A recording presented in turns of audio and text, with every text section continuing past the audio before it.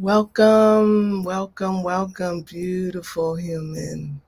Welcome to Sacred Sleep with Theresa. I'm Theresa Noy, your radical self love coach, and I'm so glad you're here. This is space for you to exhale, a place to lay it all down, the doing, the proving, the pressure, because just your presence is enough. And so every Sunday night,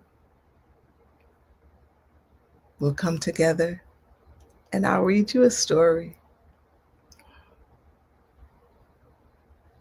That's it. I'll read you to sleep. So, are you ready? Are you comfy? Are you cozy? Before we begin this story, I want to say Happy Easter, and I want to remind you to gently invite you rather to something deeper. If you've been craving more than just moments of rest, if you're ready to build a life that honors your soul, your needs, your enoughness, I want you to know about my upcoming Sacred Self Masterclass. And it's for high achieving women who are tired of running on empty, who are ready to reconnect with themselves without guilt. And we'll talk about radical self love, boundaries, soul care that actually fits your life. So if you're feeling that pull, you'll know. And I'd love to have you there. And I'll put a link in the chat so that you can check that out later. But now let's rest together. I'm going to read you a story, and it's going to be slow and soft, and it'll be a gentle companion to your breath and your becoming. And you don't have to do anything. Just let go, let it wash over you, and let yourself receive. Okay? Can we do that together? So this story is called The Floating Tea House. The Floating Tea House. Take a deep breath in and exhale and just listen. The lake was still, not silent, but still. In the way a hush wraps a sleeping child. A mist clung to the surface like a sheer veil, blurring the line between water and sky. Everything, every ripple, every breath moved slowly, as if time had decided to take a deep inhale and hold it just for a while. She stood at the edge of the dock, hands folded around the soft fabric of her shawl, eyes tracing that silhouette that emerged from the fog. The tea house. It drifted toward her with the grace of a daydream, a quiet structure floating gently on a wooden platform, the kind of place one might find only in the folds of a well-worn storybook. Its roof was slightly curved like a gentle smile, its walls the color of aged parchment. Lanterns lined its frame, their golden glow flickering like fireflies, just waking up from a long nap.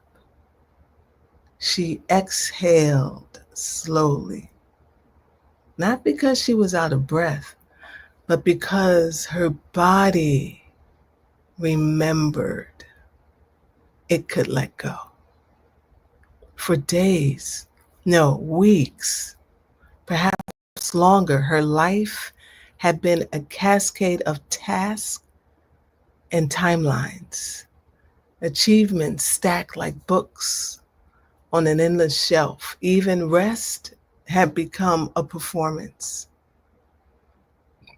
She had forgotten how to stop, forgotten how to receive.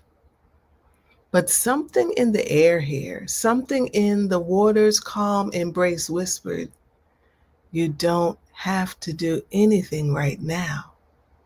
You are already enough. The tea house reached the dock without a sound. A small ramp lowered, inviting her in. She stepped aboard. The floor beneath her didn't rock, it floated. Like being held in a cradle made of clouds, every footstep was soft, every breath slower. The scent met her first. Not one scent, but many woven together like a silk tapestry: jasmine, ginger, honey, rose. Notes of earth and citrus and sun, so gentle they didn't demand attention, they offered presence. And inside the space was simple and poetic. Cushioned seats hugged the floor, arranged around low tables carved from driftwood. Steam curled from clay kettles, painting invisible pictures in the air. A soft melody played, though she couldn't tell where it came from, perhaps the wind or maybe the lake itself. She chose a cushion near the window, the one that faced east, the one light was beginning to stretch from the morning, casting watercolor reflections across the misty surface. It was kind of light that didn't wake you up. It welcomed you. As she sat, her body softened. Her shoulders, once stiff with duty, eased down, and her hands, which usually carried so much now, rested in her lap. She didn't ask for a menu. She didn't need one. A woman in linen, face serene and glowing, brought over a small porcelain cup. No words were exchanged, just a gentle smile, the kind of smile that says, I see you, all of you, and you are safe here. The tea was the color of golden straw. Steam spiraled like soft prayers rising to the ceiling. She brought the cup to her lips. Warmth, not just on her tongue, but in her chest, down her spine, in the spaces she hadn't noticed were cold. It tasted like quiet joy, like being remembered, like a long exhale after years of holding it in. She closed her eyes, and in that moment, she wasn't a title or a role or a planner of outcomes. She was simply a woman held by the lake, sipping tea and remembering how to be. Outside, the mist began to lift just a little, enough to let in more light, enough to show her the petals floating near the edge of the dock, pink, yellow, white, drifting slowly in the rhythm of the water. And so she sat, cup in hand, heart gently opening like one of those petals. There was nothing to fix, nothing to prove, only a quiet question rising. What would it feel like to live like this? She didn't need an answer. Not yet. Only the question and the stillness to hold it. She hadn't realized how much noise she carried until the quiet began to bloom. It didn't rush in like a revelation. It unfolded slowly, like the petals of a flower warmed by morning light, tentative at first, then certain, soft, and wide open. The tea in her cup had cooled slightly, but it didn't matter. It was still comforting. still sacred. She cradled it with both hands, the rim resting lightly near her mouth. Though she didn't sip, not yet, she was tasting something else now. Presence. The sweet, unfamiliar texture of being instead of doing. In the corner of the room, a tiny wind chime sang a single note, clear, pure, the kind of sound that asked nothing from her but offered everything in return. The floating tea house rocked ever so gently, as if nodding in agreement with her breath.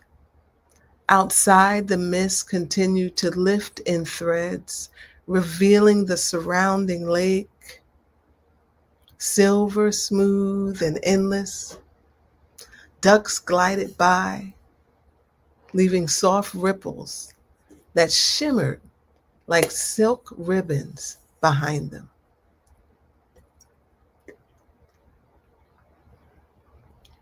She noticed how her gaze slowed too. Instead of scanning or searching, her eyes softened.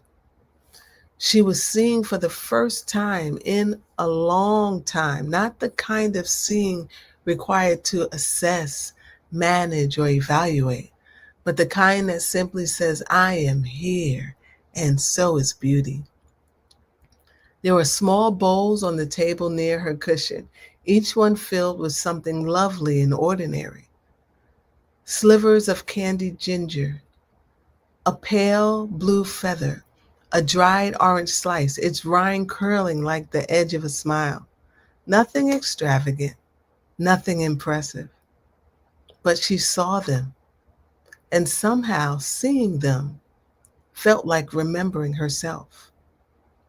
The woman in linen returned without a word and placed a fresh pot on the table. This time, the steam carried the scent of chamomile and cardamom, a warm, earthy sweetness that settled around her like her favorite quilt. She poured a new cup, the gentle trickle sounding like a lullaby. When she drank, the tea seemed to answer the unspoken ache in her chest. It was subtle, but she felt it. A little untying deep within. The loosening of some invisible knot, the kind that forms from holding too much for too long. She sighed, but it wasn't a sigh of exhaustion. It was relief. She rested her head back against a plush pillow and gazed out the round window. A dragonfly hovered just beyond the glass, its wings catching the sunlight like the stained glass in motion. She watched it with a smile so soft it could have been mistaken for a thought. How long had it been since she moved at the pace of her own breath? So much of her life had been lived on the edge of urgency, decisions to make, people to lead, things to achieve. Even rest was often strategized, slotted into schedules like an item on a checklist. But here, she wasn't required to earn her rest. She wasn't required to perform her peace. She simply was whole, worthy, welcome. The tea house didn't ask her to be anything else. As the boat drifted further into the lake, the scenery changed. Water lilies appeared on the surface, their round green leaves clustered like quiet offerings. Some bloomed in shades of blush and ivory. Others remained closed, still dreaming in their own time. She smiled at them, sensing their pace mirrored her own. Not everything needs to open at once. There was a time when she believed she had to bloom fully and constantly, be brilliant, be bold, be seen. But this was a different kind of blooming, a private one, an unfolding meant only for her. No applause, no metrics, just breath and beauty. She closed her eyes again, not because she was tired, but because her spirit was learning to trust the dark, to trust the silence, to trust herself. The tea house continued to float, and so did she, suspended in a space where time was not a task and presence was more than enough.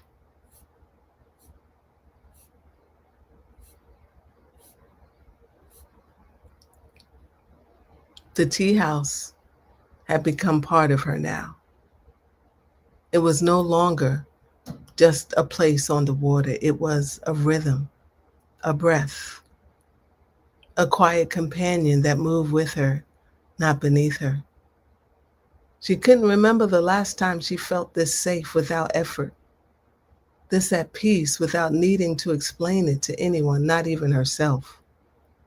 The sky above her began to deepen, softening into hues of peach and mauve, as if the day were exhaling too.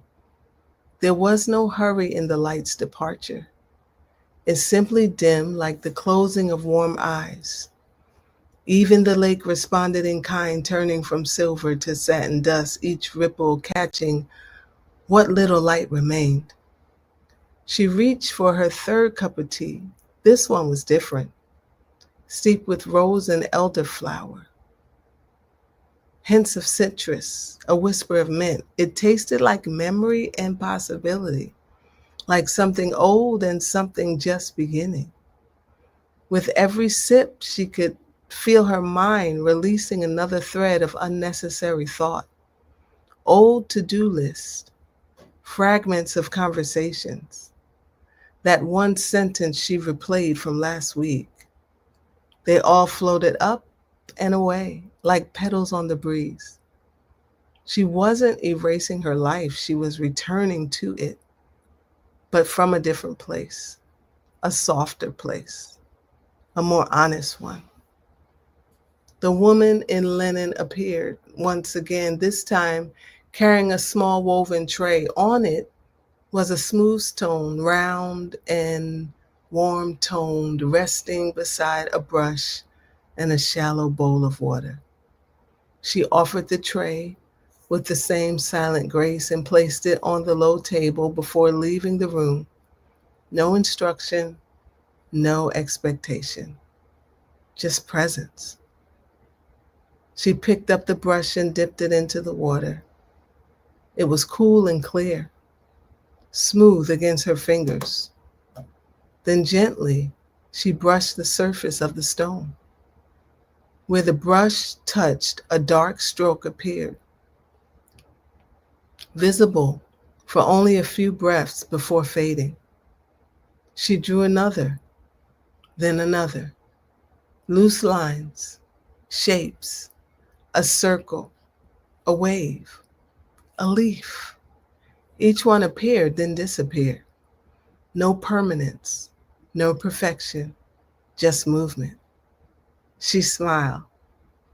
There was something freeing about creating something beautiful, only to let it vanish. There was no performance here, no one watching, no outcome required. Just her, a stone, and the sacred drift of water and time.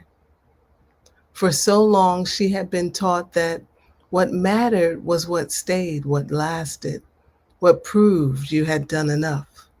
But here in the floating tea house, she was discovering something else. The beauty in what passes, the power in what needs no witness. She drew a final line across the stone, a gentle curve, and watched it fade, leaving no trace behind. And still she felt full. She placed the stone back on the tray, then turned once more toward the window. The tea house had floated closer to the far end of the lake now, where clusters of weeping willows leaned in to touch the water, their branches like long, soft sighs. Birds sang in low, lilting notes from their hidden places. The sound felt like a lullaby, meant just for her. She rested her head against the wall and let her eyes half close. The soft rocking of the tea house mirrored the sway of the willows. Everything was in rhythm. Her breath, the water, the air itself. She thought about how little it took to feel whole. Not more effort, not more control, just more space. Space to feel, space to release, space to wonder, space to remember that stillness was not the absence of life, but the essence of it. She didn't need to write anything down. She didn't need to journal the moment or make meaning out of it.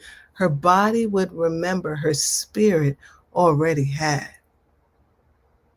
The day, the sky darkened slightly, inviting her deeper into rest. And as the floating tea house drifted toward the farthest edge of the lake, she leaned into the moment, knowing there was nowhere else she needed to be. Not now, not yet, not while she was floating in the arms of peace. Night had folded itself gently over the lake.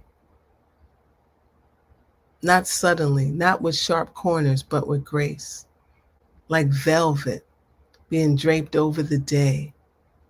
The stars had begun to pierce the sky one by one, each arriving like a soft yes. No fanfare, just presence.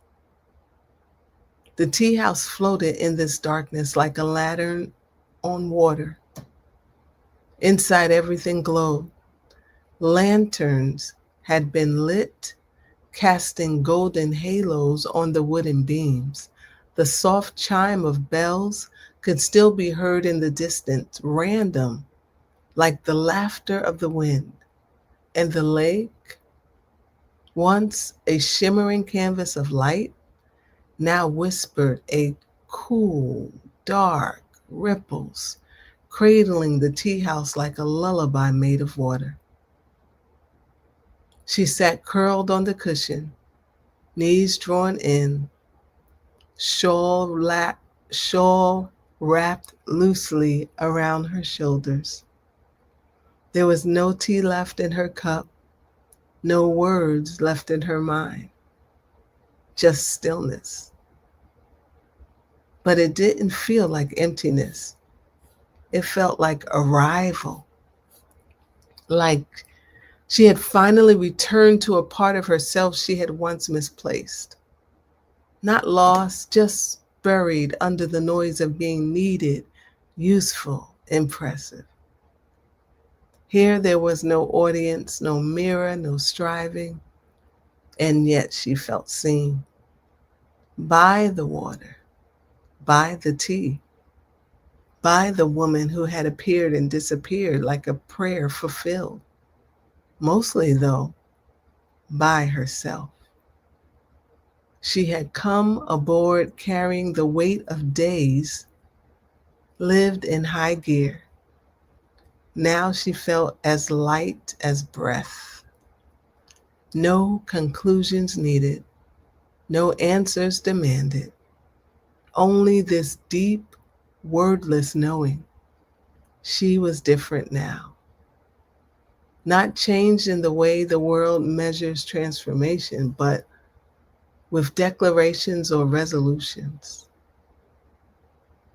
Not in that way, but in the way a tree turns slowly toward light, instinctively, softly, inevitably. The tea house began to turn. Gently, almost imperceptibly, it shifted direction, gliding back toward the dock from which she came. The drift was so subtle she might have missed it, if not for the sound of soft water brushing against the platform, or the sight of fireflies beginning to gather like tiny stars around the edge of the lake. She watched them, enchanted, little messengers of light, not loud, just radiant, a reflection of who she was becoming. The woman in linen entered once more, this time with a small silk pouch in hand. She knelt beside her and placed it in her palm. A simple gesture, no words, just a look that said, "Take this with you." She opened the pouch. Inside was a single dried rose petal, a slip of handmade paper, and a thin bracelet made of silver thread, light as air. The paper bore one word: remember. She placed it all back into the pouch, her fingers closing around it gently, no urgency, no grasping. She would carry it, not clutch it. Outside, the dock came into view. The mist had returned, just a little, enough to soften the world around the edges, enough to remind her that mystery could be a comfort, not a threat. The tea house kissed the dock with a hushed sigh. The ramp lowered. She stood slowly, her body warm and pliant like silk in the sun.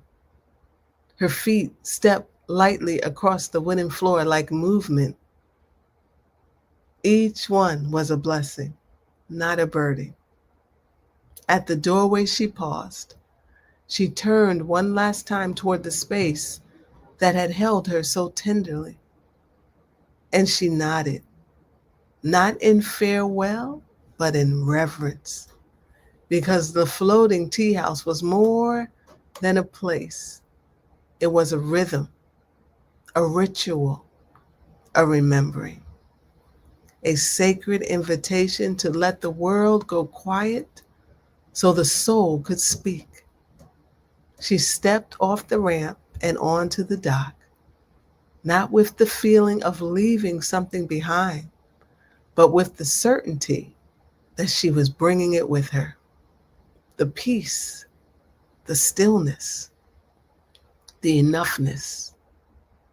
And as the tea house slowly receded back into the mist, she walked softly toward her life, not to conquer it, but to meet it, with open hands and a heart that finally knew how to rest.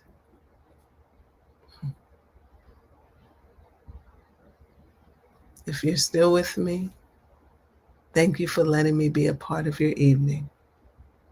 I hope something in tonight's story helped you soften, helped you feel safe to rest, and helped you to remember that you are already enough. And if you'd like to go deeper, not just with rest, but with how you show up for yourself, I'd love to invite you to my upcoming Sacred Self Masterclass. It's a space to pause, to reflect, and return to yourself without guilt. And you'll find all the details in the link below. For now, may peace find you, may joy hold you, and may you wake up tomorrow with a little more connection to the truth of who you are. Good night.